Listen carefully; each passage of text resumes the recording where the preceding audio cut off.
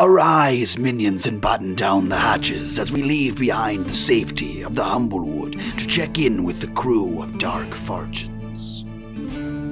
Hello, I'm Rory, aka Final Gambit, and I'll be playing Silence Furuiken, level 1 Mapok Warlock. Hi, I'm V Muse, and I'm playing Sionnach MacTyre, the level 1 Vulpin Fighter. Hi, I'm Mike, and I'm playing Mimir Elderbrand, level 1 Corbin Bard. Hi, I'm McLovin. I'm playing Auryn, the level 1 Servant Barbarian. Hi, my name is Johnny. I'm the Dungeon Master. Welcome to the Dark Fortunes podcast. I'm Lisa Chen, and I host Behold Her, a monthly podcast that shines a spotlight on women in the world of tabletop games. There are so many women to behold in this amazing hobby, and our experiences as female gamers are as diverse as we are as individuals. Through one-on-one interviews, audio essays, and panel discussions, all centered around a monthly theme, the guests on Behold Her share their unique stories as players, game masters, designers, artists, organizers, and so much more. Their words are inspiring, uplifting, and informative. Check out Behold Her Podcast wherever podcasts are found, or visit beholdherpodcast.com. Previously on Dark Fortunes. Free from the bonds of servitude, potential treasure in hand, a sturdy ship beneath their feet, and the winds at their back, this crew of landlubbers now sail under the command of Sionnach MacTyre. But with no charts, no destination, and more heat than they can handle, where will they go, and what happened to Tomlin? A ship sailing off towards the horizon, leaving devastation behind. In the escape plan that you guys all just took, a separate ship was untied from the docks and allowed to go out with the tide, as you all stole a sloop that was berthed further down the docks. And as you made your way out, sort of navigating yourself back from the docks and then sort of heading out towards sea, you hear this thunderous clash, right? And that was the boat that you had undocked and allowed to go out with the tide crashing into an emissary ship, which happens to be from the Kingdom of Den. A huge sort of like call for abandoned ship, various just individuals just kind of jumping over the sides as this other ship just sort of crashes in and begins to just create this cacophony of noise and sound. Oh, Silence will say as he feels immediate guilt. Silence was the one that cut the rope, so he's just like, oh no. Do you think that was my fault? Darling, it's never a fault when it's a good distraction. I mean, you did cut the rope, so if you look right there at the docks there, that's where the ship was originally, and you see that rope that's dangling in the water. You cut it, and it sent the ship out, and it directly went in the path of that other ship, and see how they met in the middle and crashed. So I would say that it is directly as a result of your actions, and great job you have done. Great, outstanding job. Oh. Don't give him too much credit. He has a flair for the dramatic. A very large one. Some might call it compensation for something else. Who said that? No one's ever said it's compensating for anything. My flair is at just the right size that it should be. And I'll have you know. I'm going to explore the boat now. What does that look like, Silence? How does Silence explore the boat? And tell us, has he ever been on a boat before? Well, he called it a boat to start off, so no, he's never been on one before, because this is large enough to be considered a ship, yes? It's a sloop, that's correct, so... All right. So, it's a single... so, to correct the narrative from a previous episode, it is a single-mast sloop. The first thing that Silence does is hang his head dejectedly, and then kind of staring at the planks below him, try and find something that goes below deck so he doesn't have to see what he just did. So he's going to stare around at the ground and try and find a way to go down into the hull of the ship. Okay. Where do we find the rest of the crew as Silence begins to explore? I think Mimir was at one point. He was helming the ship, but he was kicked off. So I think he's just wandering around. He's familiar with ships in the sense that he knows that cargo comes on and off of them, and he's occasionally had to get cargo from them. But he's a road warrior, so he's not super familiar with ships. So I think he is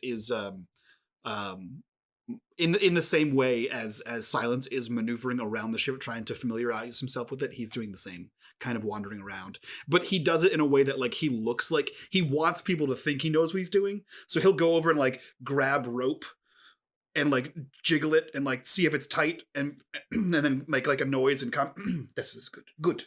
And he does that to other things. Like there's a box tied down that we stole, and he just jiggles the netting on that. This is well tied down. Great job, whoever did this. Mm-hmm. Checking windows, ports, Do you actually know what you're doing? I have a certain kind of knowledge about it. Yes, I'm familiar with ropes, and I'm familiar with the cargo and how it's placed in. Doesn't count when it's on the land, love. Listen, a cargo is a cargo, and a net is a net. And that's lovely. Can't speak for cargo. Well, a cargo is the best part of a ship. For you, definitely. What else? You just carry it, and that's the long and short of it. If you didn't have a cargo on your ship, what would you use your ship for? So you're telling me basically you're not going to be able to do much around here besides just make sure that one thing gets moved from one area to the other. Oh, no, I think that is... and he motions to Auryn. I think I'll have him do the moving. Have you seen the size of that man? It's hard to ignore. Yeah. So I'm what you call a supervisor. Like an overseer of things. There's another term for that, but I'm not going to say it. I know. Is it a C term? No, but there's only 4 of us. Well, 5 if you count the little talkative one. Is it a C word? We need all hands on deck, quite literally. Oh. How do you We feel should about fix that. heights? I'm fine with them. Could put you up in the crow's nest. If you swear... It's a racist term and you know it is. No, it's an actual term. It's the lookout. I'll have you know that my family didn't come from the perch to be put in a crow's nest. This is just... Any bird can go there. Any humble folk can go there. I assume these fish people... but you're the most observant and loudest. Yeah, you're welcome. I'm going to look around the rest of the ship and see if there's a better place for me, not in this crow's nest. Right, you do that. In the air quotes with his claws. I'll make sure the ship doesn't get pulled over to where the action's going. How's that? Great. If we could avoid any kind of action, I'm still bleeding in some places. That would be great. Perhaps you might want to patch yourself up then. I'll work on that. You do. Thank you. I'll be right here, because I can't really go right now. Mm-hmm. You do your ship lady thing, and I will... And he just waves at the rest of the ship. She's like just gonna that be means shaking. anything. She'll be shaking her head like, "Ship lady, this is where we are right now. He's calling me the ship lady." Okay. But yeah, Sionnach would definitely be standing at the helm and truly trying to guide the boat out of the port area, away from where everything's happening as quickly as possible, to get the ship out of there, because she knows full well this is not technically their ship until she gets it to open waters, and a couple things are addressed in terms of, changing the name of the ship and a couple of identifying items, perhaps. So that's her focus right now. So you're able to easily do all of that right now. The ship is basically being carried with the tide. So the tide is with you, sort of taking you out from port. So things seem to be moving in an easy fashion for you at this point. So you're able to carry it farther and farther from the area, but you realize that the shallow shallows around which the port of the city of the brother is sort of situated. That's going to run out at some point, and you're going to have to deal with deeper, more open waters. Razor Peak Bay is a large bay, but it's a deep bay as well. So you're going to have to deal with open waters sooner rather than later, and you get a sense of dread at thinking about that particular situation with the crew that you currently have. Auryn, where do we find you and Milo? Milo is probably kind of hopping around and doing Milo stuff. Auryn, on the other hand, is trying to stand up because he's never been on a ship before. And so he's like very much like trying to keep his balance, and he's like, whoa, the ground keeps moving. But Auryn, it's just there's just gentle waves. It's like you don't. Weren't you ever brought on a boat here? Didn't you come on a boat? I don't remember. I came by wagon. Right, but there was no entrance to the city, at least from so when they brought me down the coast, they took me in a wagon, and then I had to ride on a boat, and they had to row it, and there were these 4 like big strong servants just like you, and they were rowing, and there was this gentle sort of rocking. It was like it almost put me. It's very soothing. Feel it? It's very soothing. Just kind of, and you see Milo's just starting to kind of doze a little bit as he recognizes the soothing nature of this gentle sort of like rocking that's happening. He's just trying to like keep his balance, and like he doesn't understand anything that's going on. And that's basically what he's doing. It's just like staying on the top side of the ship, like towards the forward part of the ship currently. We're probably between the forward part and the mast. All right. So as you're finding yourself sort of rocking and gentling, you see that Milo is sort of beginning to fall asleep. As he's like, and he's rocking, and you hear him like sort of cooing a little bit. You hear him singing a song that occasionally he would sing, when he was very tired and sleepy. And it just, it sort of like soothes you a little bit and just kind of allows you to kind of relax along with him, even though you're still sort of feeling your sort of like off-centered, nature, getting your sea legs about you. And so we're going to cut to Silence, who is making his way below deck. Yeah, what do I see around me? As soon as I get down the stairs, how does the inside of the ship look? The inside is basically a really open area of like a cargo hold.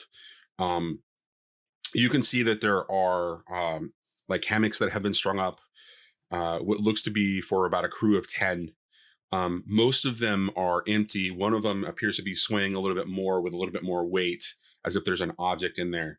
But for the most part, it's fairly empty, and it looks like there wasn't a lot of cargo that was actually being stored on the ship, as it had just been like sort of like divested of all of its main cargo. You can see farther into the back, towards the back of the boat, in this cargo hold area, that there is what looks to be some sort of a privy, and a couple of like incredibly large barrels and some other sort of like not chests, but not really like they're not like really nice chests, but they look like supply chests of some kind, something where where you would put sort of stuff in, like rations or what have you. So and then there's just one sort of like box sort of off to the side, labeled for a location that you don't really recognize. So the head is at the aft of the ship. You got it, champ. Silence doesn't know any of those words. So he's going to lay down in a hammock and, I don't know, play his favorite Dashboard Confessional CD, I suppose, just to brood as much as possible. Well, to be fair, like, there has been a lot of action that has happened since he entered the city. And then now he is here. He's just caused some destruction. And he's like, I just want to lay down with my own thoughts for a moment. And stare at the planks above him and just kind of like make pictures with the wood grain. Just something tedious to take his mind off of what has happened for a while. I feel like the lilting lute noise of Mimir. Hands down, this is the worst day I have ever. Silence just nods his head like, yeah, it is. It is. I can feel this music inside me. Okay. Cutting back to the top. So as for Silence, the gentle swaying of the hammock is just sort of rocking him to sleep as you focus on one particular point. It's not like you're going to sleep, but it definitely leaves you into sort of like almost like a relaxed meditative state. Something that just feels like peace for the first time, in a day. And so we're going to cut back to topside. The open water is continuing to just sort of like, kind of span in front of you. The shallows are definitely beginning to sort of diminish off as you can see that there's choppier and choppier waves off in the distance. You could head out to open sea if you head east. If you head north, you've got a couple of options for you. Or you could head south along the coastline as well. And that's unknown territory for you, Sionnach. What would you like to do? You are the captain. I think for her, it'd be more a matter of knowing there needs to be more people on this ship to even effectively get it anywhere once open water hits. Mm-hmm. So it's going to be more of probably skirting northward and hoping to find a port where, quick recruits and get more people on board first before going anywhere further. Because right now is not the time to go exploring with a skeleton crew at all. Right, and you can't even determine how the effectiveness of this particular skeleton crew. She's pretty much already thinking there's Mimsy, so that's sort of like Mimsy, pretty little boy. Auryn's in front of you. Auryn's in front of you, like holding like the mast currently, and he's like, oh. Yeah, she heard the comment about the ground moving, and already she's like, nope. The music is being blasted from downstairs, and you can hear whimpering every once in a while. Yeah, so she's kind of like, everyone's having an existential crisis right now. Yeah, she needs some experienced people on board. So now, can we literally have a crew of skeletons? Oh dear. Skeleton crew. You'll never understand me, Captain. At least I have Gerard Way. Oh my god. So yes, you could literally have a crew of skeletons if you were a necromancer, there, Silence.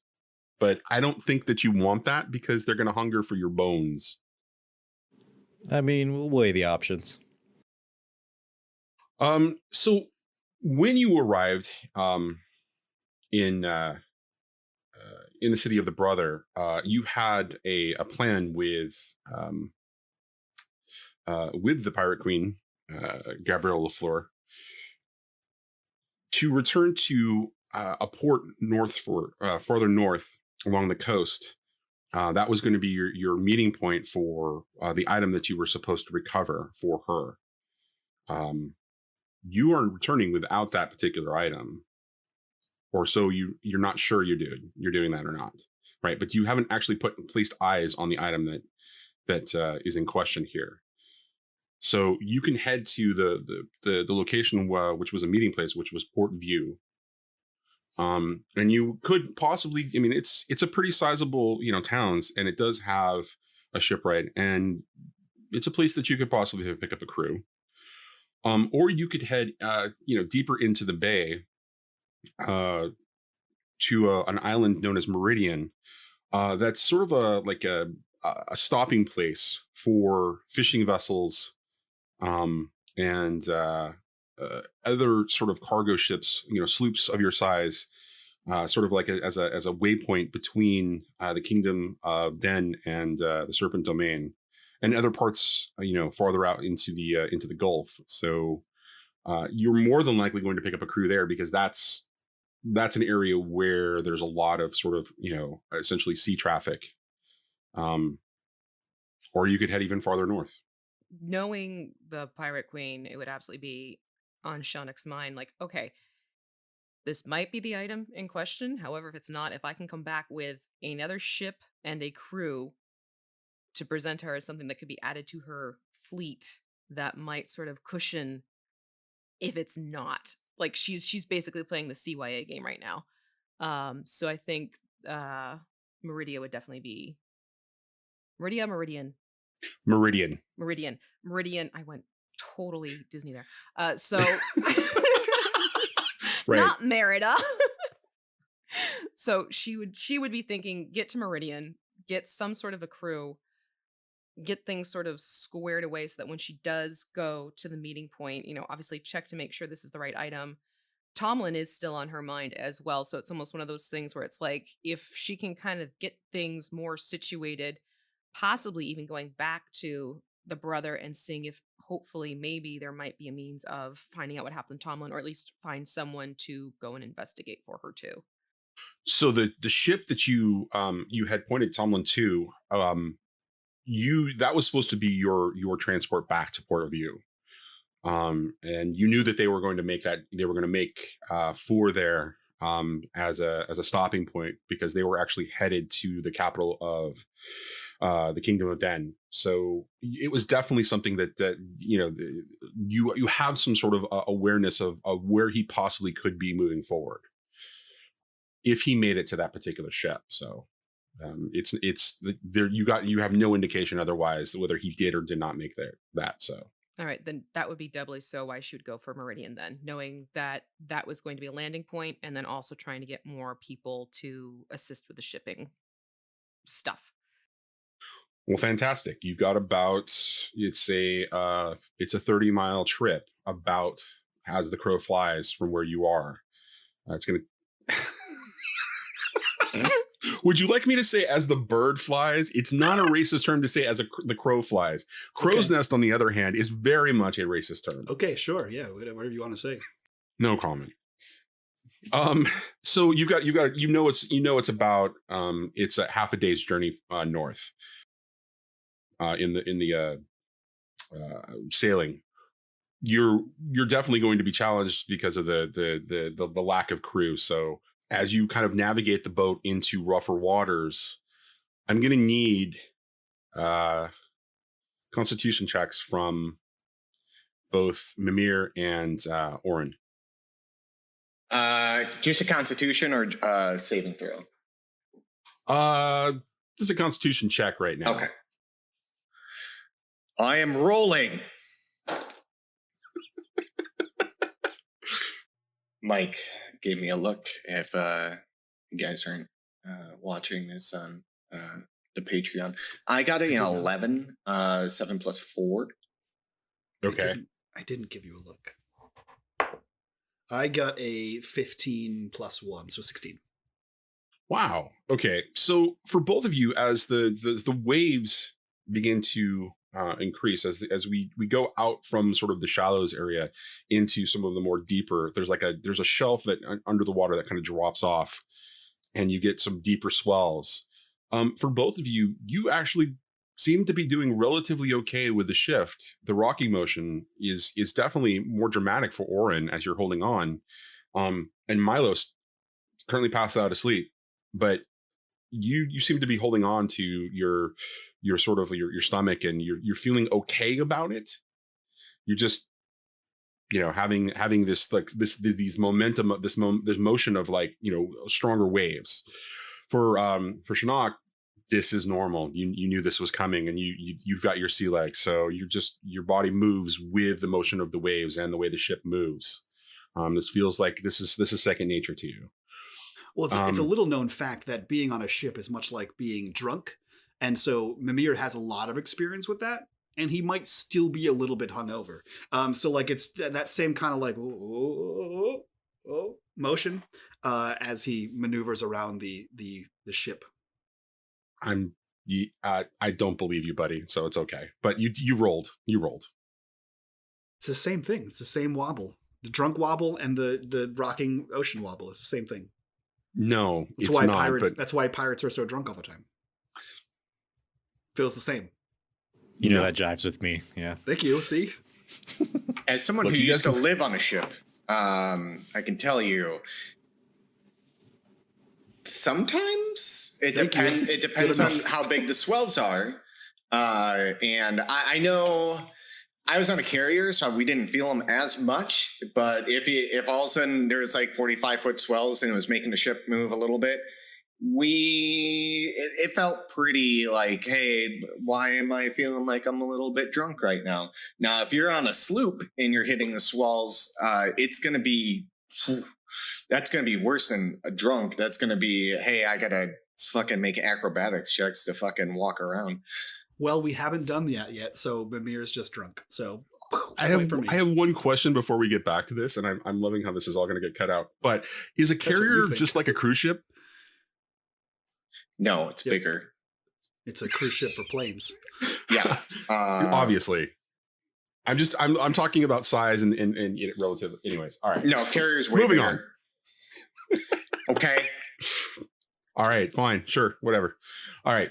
So, cutting to silence, the swaying of the hammock is getting incredibly dramatic for you. Like it's like you're taking deep sort of swings at this particular point. As Silence begins to swing left and right, he kind of gets deeper and deeper into the middle of the hammock. And I'm imagining, like the diamond-shaped rope designs for these hammocks instead of like a full cloth. So to Silence, it feels like the more he swings inside of it, the more he's feeling trapped inside of a net. And that immediately begins to trigger him for whatever reason. And his stare kind of goes off like 15 miles away, and he can hear this laughing inside of his head, and he snaps out all of a sudden and just like gets stumbles out, falls out, whatever, what have you, out of the hammock, and like grabs his sword and just like immediately tries to go back up to be like, all right, I need to be up top now. I need to be near people. I need to be away from myself. Give me a Constitution check. Ooh. Not a saving throw, just a check. 12 plus. Nice. My Constitution is a 4, so 16. Your Constitution is a 4? Yeah, I'm a warlock that is very healthy.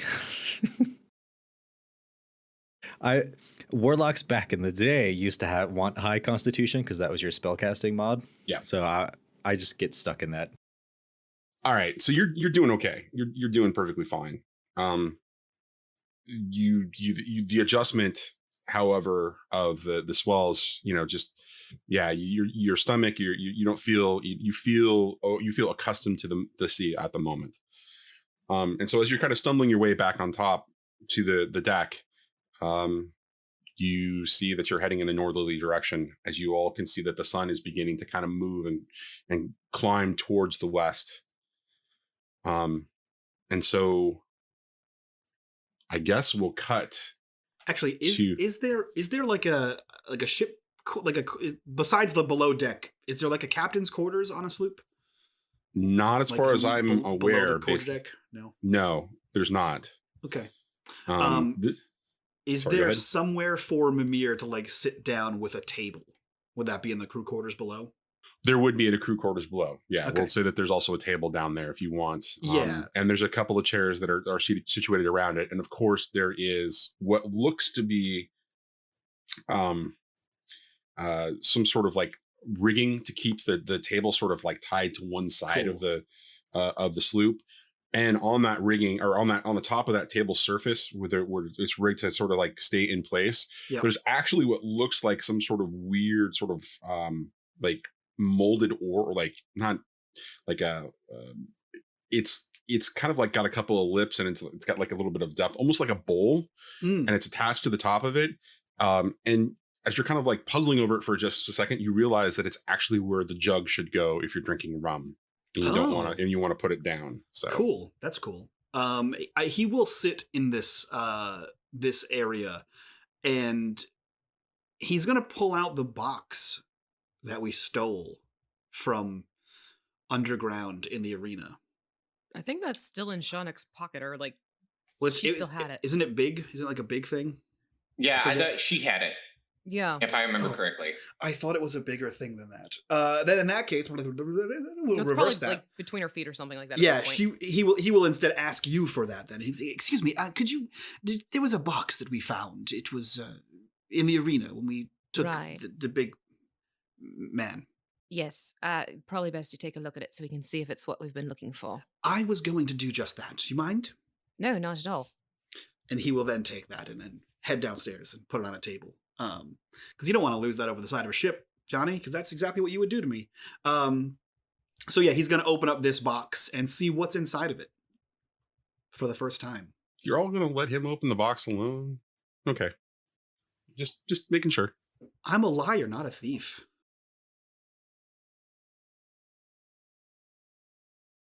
You're a Corvum. You're many things. I'm a liar, not a thief. I steal hearts and minds, not items. God. All right, I'm just going to let it go. Anyways, all right, so it's got a simple latch. Mhm. It's an ornate box. You are familiar with this because you've actually held it in your hands previously, Mhm. right? And so you're kind of turning it over. You haven't actually opened it, though. Right, I've never seen what's inside this box. I know it glows. Or I know that it should glow. You know that it should glow. Yeah. And so as you begin to kind of open it up, you see a velvet interior, purple velvet interior. And all you see is a piece of paper. Mm. Old parchment, weathered, looks to be well detailed in the piece that you see. And as you're kind of like looking at it, it begins to take on a subtle sort of goldenish yellow glow. And you're flipping it over, and you can see that it is a corner of the piece of paper. And you can see that there's an outline or an edging of some kind drawn on the paper. And you can sort of see something like a vague sort of shape and what looks like the start of some writing, but there's really nothing there otherwise. But as you're kind of you see this glowing thing, as you're kind of staring at it, you are sort of like filled with a sort of a weird sort of sense of dread and understanding. Interesting. If he has the time, yeah, we have a day, right? So Yeah. I'm going. Well, you've to, got half a day, yeah. So right. And you said there's a bowl in the table, this kind of thing. that's correct. Okay, cool. So Mim is going to take this box and sort of center the box open in this little bowl, right? Like over the top of that. And then he's going to rummage through his little like hipster pouch and pull out chalk, and he's going to begin drawing circles and symbols around the outside of this box on the table. I assume it's a circular table. And it looks like some kind of elaborate arcane spell work. And I am casting the ritual for the next 10 minutes, Detect Magic, on this box and its containments or what it contains, to see if they are magic, and if so, what are some of their properties, because he needs to know what this is. Because he has a thought based on what this mysterious master Corvum had said to him. And if this is what he thinks it is, he also thinks it might not be in the best interest to actually give it to the Pirate Queen, because he doesn't know what she is about. So it's something that he would have to confer with Sionnach about. But yeah, he wants to know what are some of the properties of this item.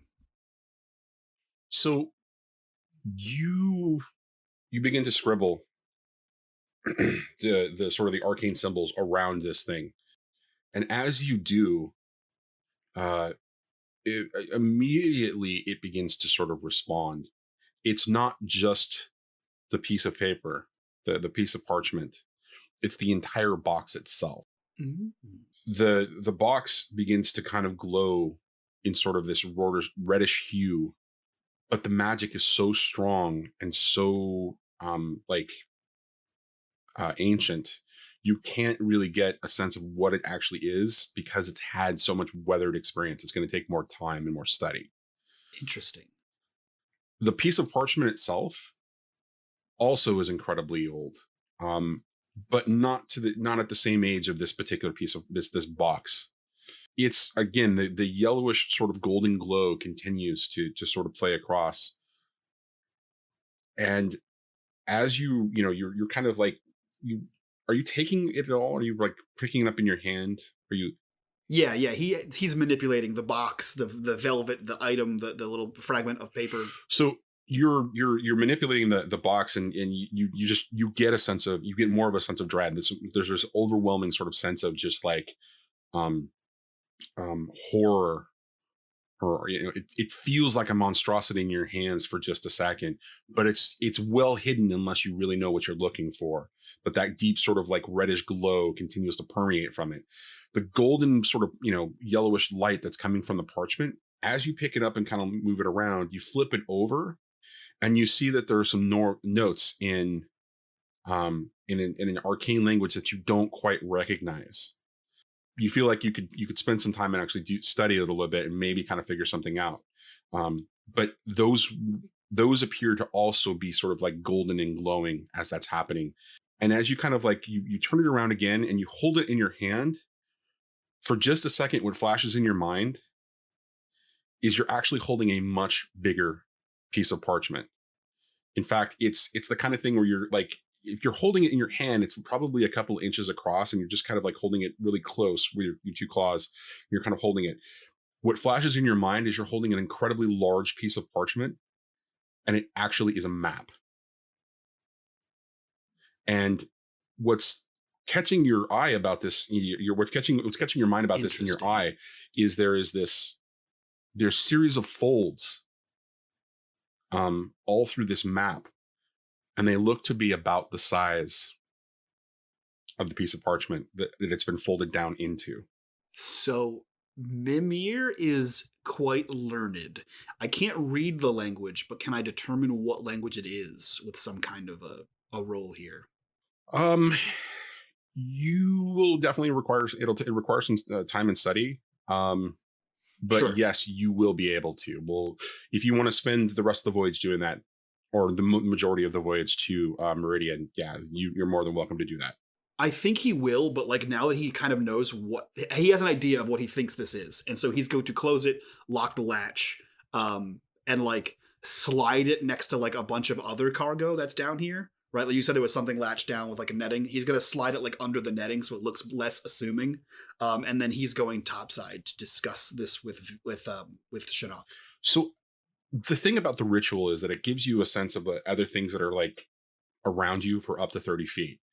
As you're kind of like sliding it into the netting, and the arcane runes are still sort of there, sort of glowing for just a second. You see something in the cargo box, the one cargo box that's sort of glowing, at the bottom of the box itself.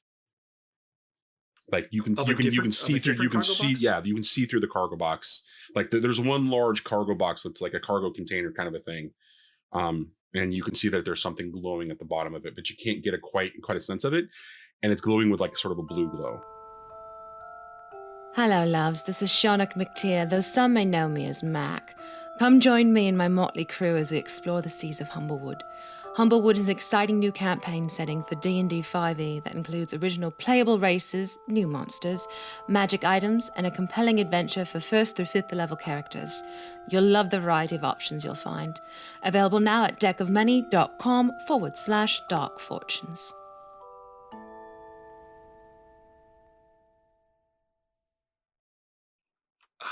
Is he able to pull that out? You can pop the thing open and start rummaging through it, and as it begins to fade, you are reaching down, grabbing for the blue thing, and what you pull out is a jug. Oh, is it there? Is it like full of something? He's gonna shake it around. Does it sound like it has some stuff in there? Oh, okay. he's going to put the jug in the table hole, I guess, the jug hole, as they call it professionally. The jug hollow. Yeah, the jug hollow. He is going to place that in there so that he knows it won't like roll away. And then he is going to leave it there and then go talk to Sionnach. So yeah, he's going to make his way up topside. I assume Sionnach is like at the helm. Yeah, so he's going to climb up the stairs up to the top of the quarterdeck where the helm is, and Sionnach. What?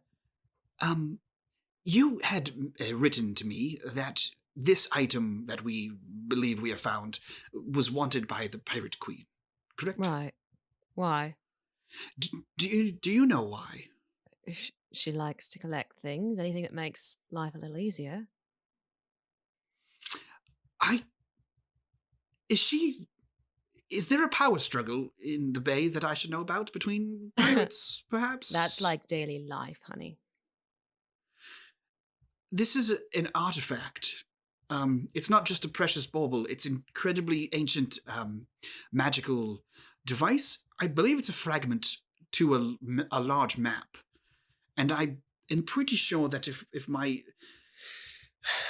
simple knowledge of magic is accurate, that it could be used to find the other pieces of the map if properly handled and applied with the right oils and salves and made into essentially a compass of some kind. A map of what exactly? Well, you see, before I was drugged by your child friend, he says slightly angrily. And his name is Tomlin. Whatever.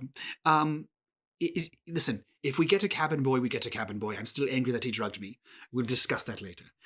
The Corvum, the aggressive, poofy Corvum, he had mentioned that there was a literal book of, I forget again, Salty Dog, the Sea Man. What is his name? The Henry? Help me out here. There was a song about him, the briny sea dog. I thought it was Hank, Anyway, wasn't it? Is that what it is? Hank. Okay, so Hank, he had a book. He wrote he wrote something. A code of piracy? Pirates? Code of conduct. Is any of this ringing a bell? possibly? Sure, I think maybe a code of conduct among pirates. He said that there was a book that he had that would allow me, specifically, I think it might just be me, I don't know, to control a legion of undead sailors or something along the lines. I was drunk a little bit and I was drugged, so it's a little bit foggy, but he said that the information, I didn't get paid in money, I get paid in vague information, and he said that there was a book that would allow me to control the undead. Lots of people say they have books, and as you like turn around, like silence is like right there.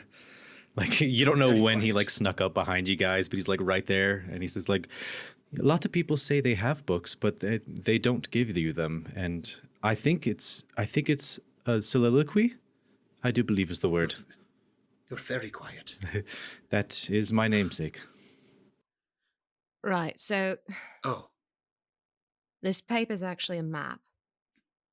Well, it's a part of a map. Come on in, Silence, join us. It's part of a map, and I believe that you could use the paper to possibly find the rest of the map. I had a vision when holding it. It's a thing, and I saw myself holding a large actual map. I believe if what the Corvum is saying is to be held against any kind of water, you could potentially find this map, and maybe the whole map leads you to the Sea Dog's book, and the book contains whatever it is that allows me to control a sea legion of undead. And you said something about a compass. We'd need one, or to make one, to find the map. Perhaps take one. attune the compass to the map piece, use that as a way to find the other pieces. So I'm assuming that magical map needs magical compass. I would assume so. Right. Yes. Yeah. This is getting interesting. See, my query here is, I know that you have your own allegiances to this queen of piracy here. If she wants this and knows what it is, then she wants a sea legion of undead. I don't know her at all, and I don't know if that's a good or bad thing. It's bad. Do you know her? No, but I know that the undead should remain preserved as dead. And, well, they're a blight, and my father... Well, my family has been fighting the undead for a while. What if you had your own undead to fight the undead? That's still wrong. That is not the way of the stripe. I'm with the way of the stripe on this one. Raising the dead turns into a whole different level of headaches and issues and turmoil. Silence is like checking out your tail to see if you have a stripe or not. But then he starts to think like, oh, you know what? This is another one of those metaphor thingies that people keep talking in. Mim, the logic of what's happening is slowly washing over Mim, and you can just see like his expression turn dour. He says, "Well, then you're not going to let me have undead No. sailors. I... Then someone else is trying to find undead sailors, and if I can't have them, then you're making me a good guy." I hate to break it to you, sometimes that just happens without trying. When you were holding the map, was it your own hands? Hands? Yes, of You course sure? it was. Yes, How could you tell? I had feathery hands and claws. They were mine. Like anyone else of your like? Well, I mean, yes, but I mean, visions are mysterious. It could have been my hands, it could have been anyone's hands, but either way, I saw hands like mine holding a map. Well, your vision at least is making it clear that someone's trying to raise the dead and use them for their own gain of some sort. Right. But it also paints the picture that perhaps your queen might not be having the best interests of the sea in mind. She's a pirate. She's going to have her own interests out in mind, not the general goodwill of the entire Why am I population on not the on sea. her crew? I'm on Team Get Undead Pirates. Are we sure? Are we sure? Between the two of you? No? Sionnach is just going to look at Should we- Silence like her brow is like shot up to the brim of her hat. Like, just like, you're hearing this too, correct? I like having things that no one has, and no one has an undead pirate crew. He was brought to the near ends of death. I do believe our friend Mimir is suffering a head injury. I was stabbed in the chest. I hate to say it, but normally Mimir is a little bit grandiose Easy? in perspective. Listen, I'm just saying, if there's a briny sea dog or whatever his name is, and there's the pirate queen, Briny and bulldog, who knows? Oh, right, and who knows who? If they're trying to become the pirate Ruler, king? let's What just do say you ruler. call? Right, the ruler of pirates. Why not us? You want to rule the sea. I've been on the ocean for about an hour. It doesn't seem that hard.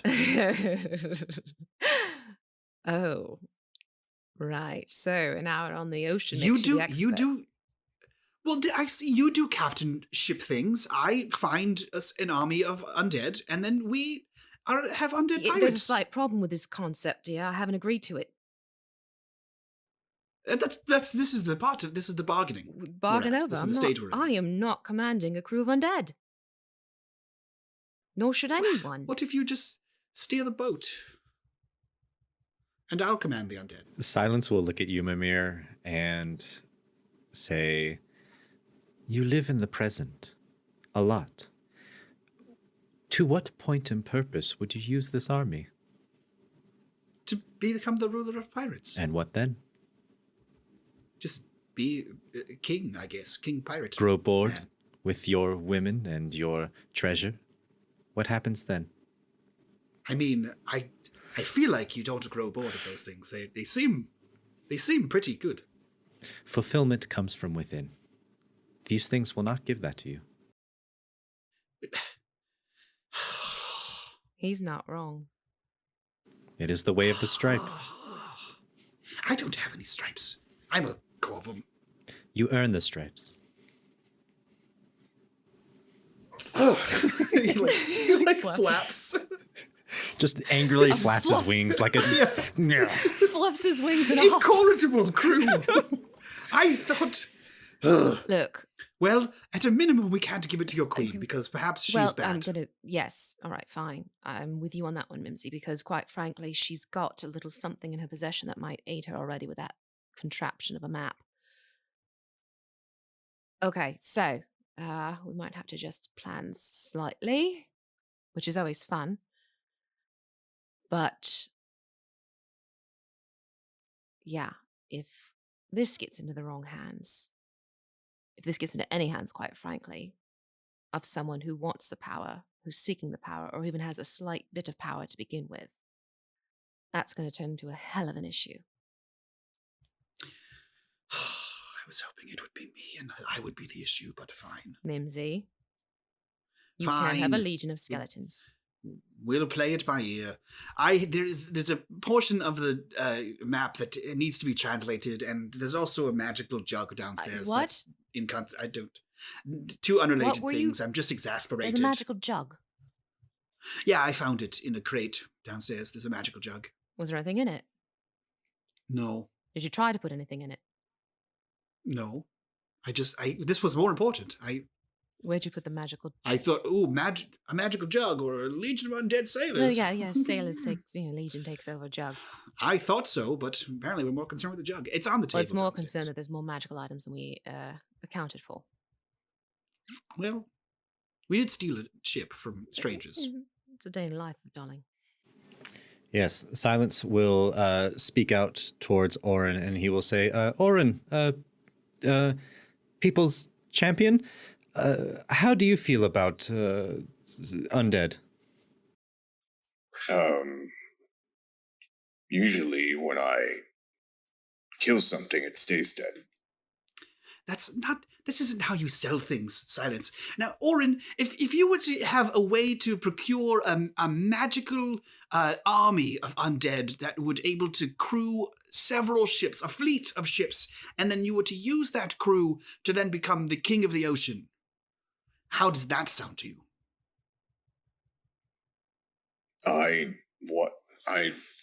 Why would I want to be king of the ocean? What is this crew? Why wouldn't you want to be king of the ocean? Because he's got a lick of sense. You work for Also- a woman who wants to be the queen of the ocean. Also, none of you need to call me the people's champion. Oh, I wasn't going to plan on it. It was not a title I chose. It's a title that was drenched in blood. Yes. I will change up my honorifics right away, Senpai. Sir Auryn, right? What? My name is Auryn Stormbringer. Stormbringer. Lovely, and you're on a ship. Yes. What's senpai? It's an honorific that my people use to describe someone that you look up to. And not just physically. You are very tall, but that I admire you. Well, thank you, little striped one. You're welcome, Senpai. I'm Auryn senpai. Yes, you are. Only to me, though. Okay. Yeah, the weeb stuff is coming out hardcore. That's all I wanted Silence to be, was just this depressed anime lover. Little otaku boy. Little otaku boy. Auryn kind of looks at Mimir for a little bit after it looks like he's thought about what he's saying, and he's like, I do not want to rule or be under a king that has undead armies rule. I'd rather be free. What if you were the king? Then I would be the thing that I despise. Oh, okay. Fine. Majority, whatever. Well, I mean, it's right now, it's 3 against 1. You could always ask the little chatterbox, see what he has to say too. I would rather not. He talks too much. I wouldn't know what that's like at all. I know. If you talk to him, you'll find out. Don't need to talk to him. I've got you. I don't. This is. Look. No legion of undead. But I think we're all in agreement that this is something we're not just going to blindly hand over to someone. Oh, what did we make them pay for it? Still no. It's no. Okay. That's still a no. I will find out what the jug does and ways to profit off the undead. I'll be back. Why don't we just destroy it now? We only have one piece of it. And with things like that, just because you destroy it doesn't mean that everything comes to a full stop. Right. So we need to find the other pieces and destroy them. Apparently. That's usually the way it works with these types of complex magic items. Or you have something happen to you because you've destroyed a portion of it. A curse. Yes. And for something of this size, I don't want to find out what that curse would be. She's very old.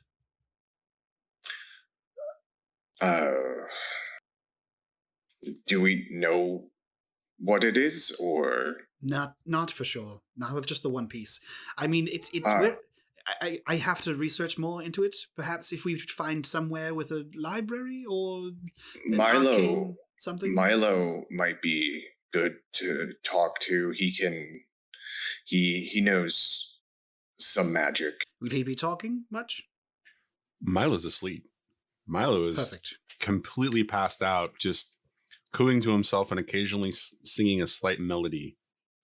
Is he downstairs in the bunks? Oh no, he's up above. He's near the mast where Auryn was holding himself. But unlike Auryn, who continued to just sort of like hold on and sway, and Milo just allowed the waves to sort of lull him into a deep sleep.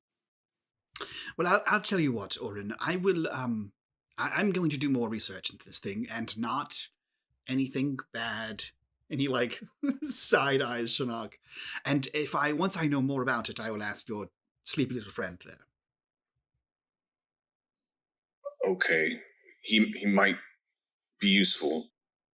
Also, you look very wobbly. If you go underneath the deck. No, I'm staying up here. Oh. Why are you sending him below deck? It's less wobbly down there. Yes, but you also don't have any perception of what's happening around you, and it makes it worse. Oh, I was fine. Anyway, I'm going to go figure out what this jug does, and the map, and not summon undead. So, please don't. That would be lovely. If you could leave the dead be, that would be most excellent. If there's any undead that arrive, I can make them dead again. I will keep you informed. I was going to say that is probably the truest statement ever on the ship right now. You see like that flash of like devious eye as he cocks his head and turns back to silence and says, "You do magic. I've seen it." A small amount. Yes. Well, if you don't mind. You're awake, and I could use a hand. I was going to follow you anyway. That's terrifying.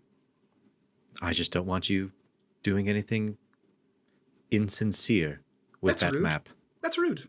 Anyway, this way. And he like pats you on the shoulder and begins to head back downstairs. At this point, as they head downstairs, I'm like, Auryn walks up to Milo and like crouches down, and he's like tapping him on the shoulder lightly.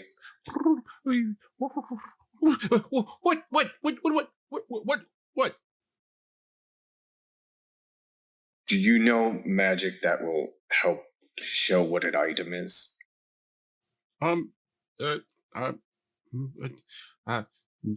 Yes. I was having the greatest dream in the world. We were free, and we were traveling. We are free. But we were traveling the land, and you were happy. You were happy. Why did you wake me from this dream? Or who needs help with magic? They're below deck. All right. But all right. But it was a good dream. Wait, I'm sorry that I woke you up. I didn't realize that you were dreaming, but you can always dream again. Okay. Are you okay, Auryn? Orin's like, I think I'm okay. Make sure they don't raise an undead army. Undead army? What? Of course. What? They tell tales in where I grew up. All right. Bye. And he immediately just kind of pops up and begins to scurry towards the entrance or the down the steps leading down into the below deck. If they get one, call for me. I'll make them dead. Yeah. Or all right. And you hear his voice just kind of like diminish off in the distance. Mention undead army one time and everyone becomes a critic. All right. So we're going to cut to the below deck. Tell me about what's actually going on down there. Like, how are you approaching this at this point? I think first he takes the jug back off the table and just sort of hands it to Silence and says, it's a magical jug. I don't know what it does. Silence will look into it and be like, it's empty. I know, but it's magical. It glows like a blue kind of glow. But here, sit. And he like sits down and like sort of reaches a foot across and sort of kicks the chair open a little bit so that there's a seat for Silence to sit. I will sit down, but Silence is still looking into the jug, and he will say, I wish it was full. I'm actually quite thirsty. Oh, I had a bottle of wine, but I think it smashed when I got stabbed in the chest. Now, tell me about your magic. Where does it come from? What does it do? You did this thing, it was purple, lightning-y, and you made a thing that was clearly a fake bomb that you made.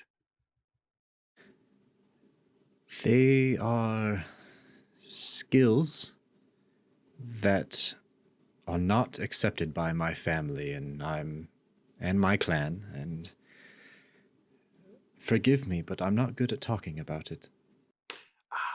Now, are you pro-magical powers or pro-family? Or both? Both. Okay, so not poo-poo your family in exchange for magic?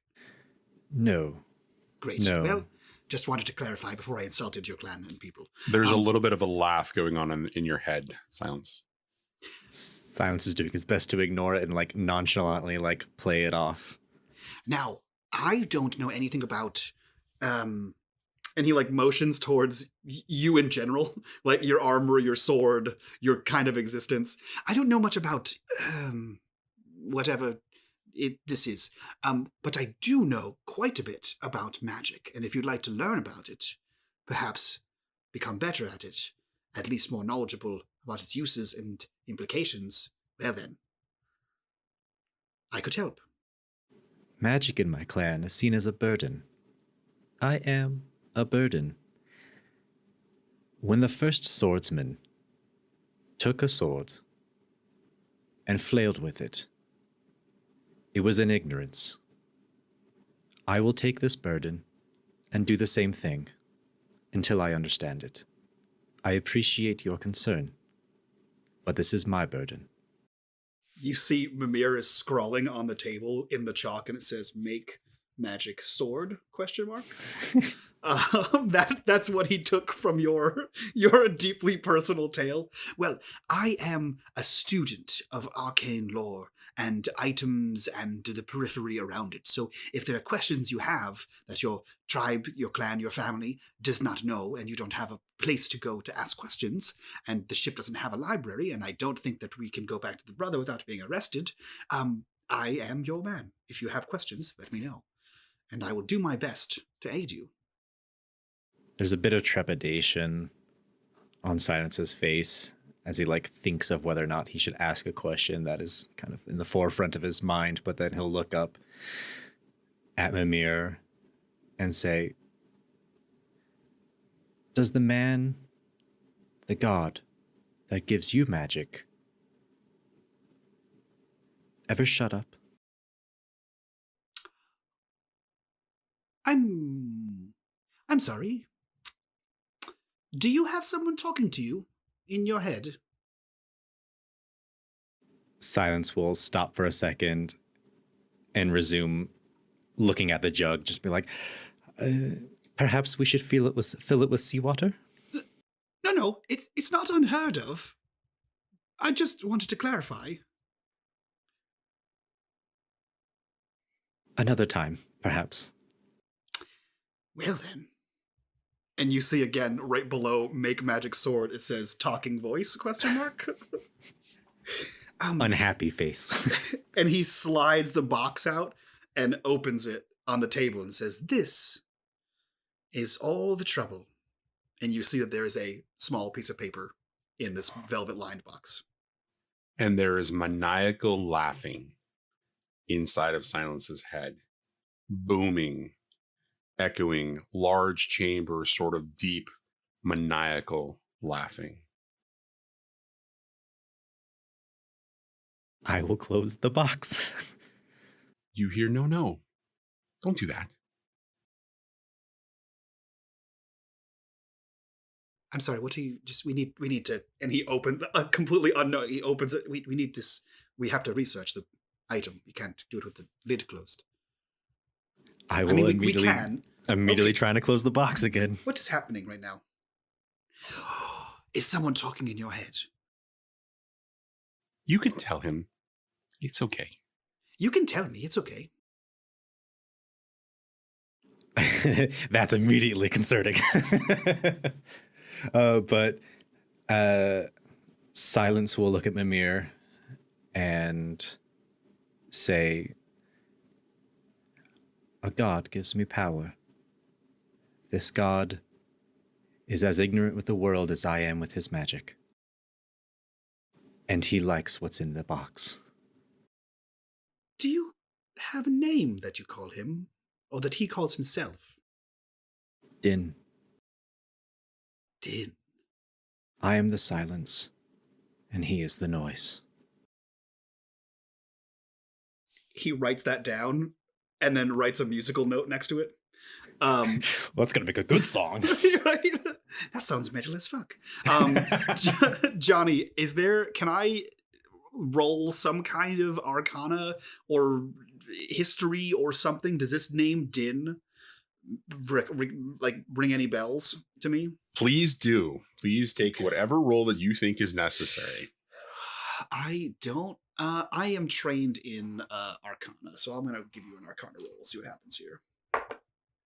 11 plus 4, so a 15.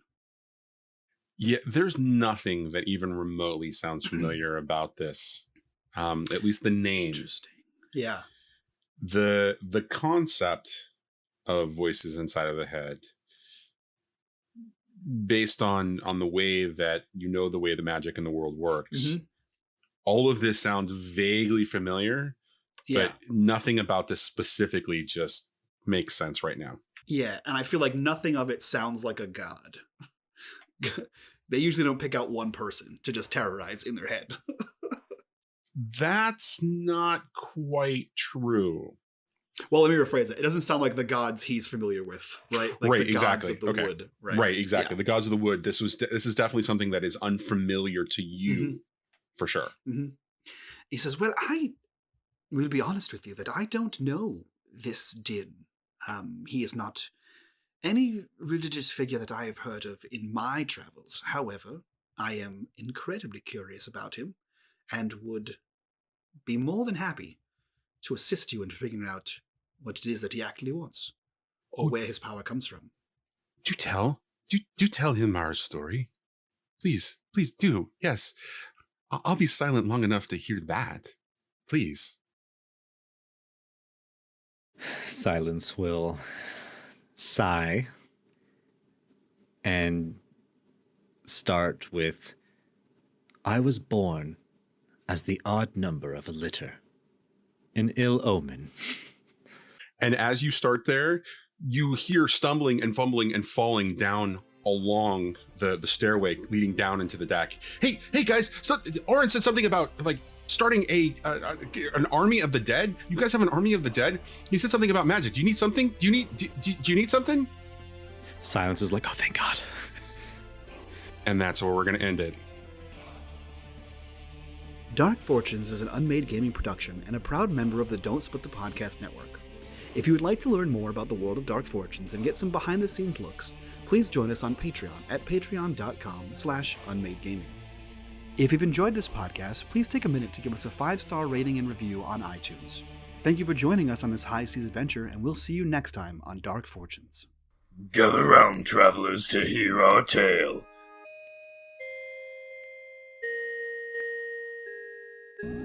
A mysterious organization called the Sisters of Sorrow have swept up our 3 heroes, and it is up to Kara, Saye, and Arnadel to do battle with the forces of evil and financial destitution. We shall battle with ancient lore. Take them down with our sharp reflexes? Hey, did you guys finish the last of the ale? Venture Maidens is a Dungeons & Dragons 5th edition actual play podcast featuring a cast of 4 lifelong gamers. Kara, not now. We're recording a podcast ad. Right. I chop it with my axe. For gold and glory. We post our episodes every other Sunday. We've got monsters, treasure, role-playing, a cool plot, and some strange NPCs. Find the Venture Maidens podcast today on iTunes or wherever podcasts are free. Until then, venture away.